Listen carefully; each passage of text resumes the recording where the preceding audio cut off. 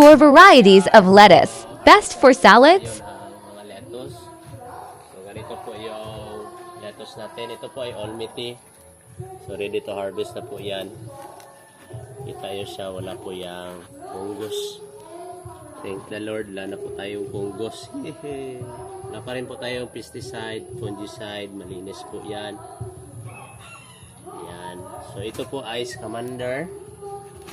Kung naghanap kayo ng violet din, Ice Commander. At saka meron tayong ibang variety dito sa backyard. Meron tayong romaine. So naghanap kayo ng parang pichay. So romaine, masarap din ito. And then di-display po natin ito sa backyard sa ang iba sa Kadiwa. Ngayong Lunes po sa Antipas. Ito po ay Concorde. Variety po ng Lolo Rosa. Ito po ay violet. Crispy din. At saka itong ating tourbillon. Ito yung tourbillon natin sa backyard. Crispy din ito. Yan po. Pero iba yung design niya compare sa ating Olmiti. So compare sa Olmiti, yan po yung kaibahan niya. Tourbillon, Olmiti.